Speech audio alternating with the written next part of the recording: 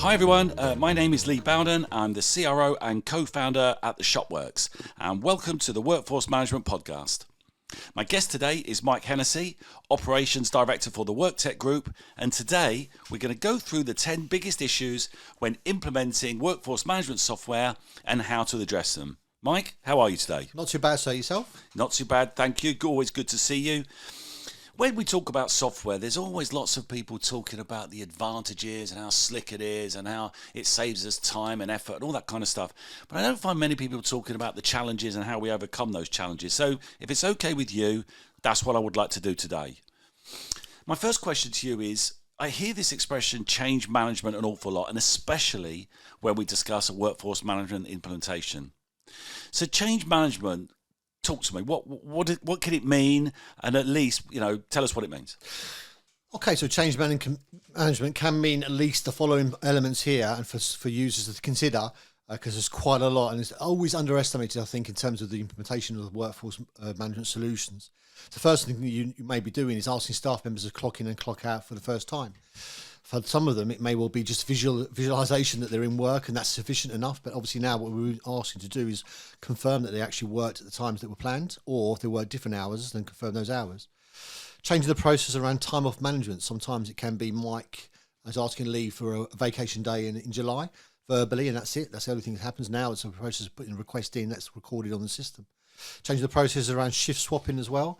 It can be done as a verbal approach now, but obviously if you're talking to your friend and asking them for that shift swap, it has to be done by the system, so it can be recorded and authorised by the relevant management. Requiring frontline managers to manage a new and different system. Changing the process of the payroll department. Invariably, there is an awful lot of time saving and efficiency savings that can be made in that location as well. Even changing the process of the finance department. I mean, both of those you've just said, changing the processes of both the payroll department and finance department, not easy task. One thing, as you well know, we try to make a little change to their process. They're creatures of habit. They don't like it when you change their processes. So I suppose they're pretty key. Absolutely. But they're the ones ultimately that sign off the invoices, so they're quite key, really. Managing new integrations as well. So invariably with our system, we take feed from one system and feed out to another.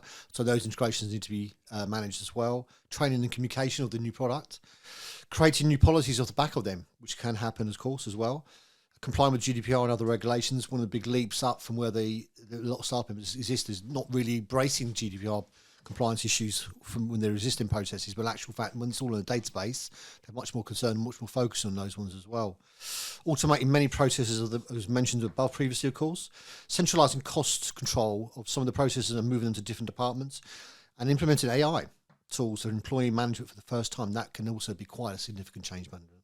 Sure. Yeah, no, understanding that. So it's almost like there's two parts to it. So change management can mean the change management or the change of the processes, but it feels also like there's a culture change there. We're looking at employees to do different things. That's really interesting. So, okay, so now we understand change management, issues, we're big fans of, understanding what the challenge is and dealing with it head on. But what, in your opinion, you've been doing it for a long time, what are the 10 biggest issues when you actually implement workforce management software? Well, for me, one of the main ones is, of course, rushing to make that decision, really, of who you choose for your solution and also for your implementation partner. That can be a cause of lots of pain, lots of issues for lots of clients on those ones. So making sure that's avoidable if possible. Take your time, consider what you're being offered, and then make the decision based on as much knowledge as you possibly can. Misaligned expectations and a lack of what we call expected metrics is really when you start off the process, then you should be asking the why concept of what you're doing this for. And that will definitely help you in terms of assessing whether or not that's an effective decision to make. Lack of support from senior management, commitment from all the relevant stakeholders, understands the benefits for them to support is quite key. Badly set up project team, for example. Lack of preparedness for your employees, so they need to be spoken about, they're told about this is coming. Also making sure that the project team, I beg your pardon, to prepare the data that will be needed for the workforce management solution to configure and be ready to roll out to the users. The lack of support from the vendor or implementation partner. Not enough time spent on discovery. And again, this is the key part to it. Then you need to make sure that all the discovery questions that you're given, you need to consider what they're asking for, why they're asking it, and make sure that data is provided. If you're not clear, do speak to your supplier, because then that discovery process, all the time you invest in there, will save you time going forward. no pilot or trial period. You do need that time to assess. You need to assess the impact on your business, also as a workforce supplier, how good they are in terms of what they promise they give you at the outset of the sales process is very key. Poor or insufficient training to ensure where possible that the right people are attending the right training courses for that training to be effective. It's assessing their understanding of what's been asked to do. You can obviously see that on the implementation system, but also their own direct feedback as well, so they get a chance to assess how they think the system will work for them.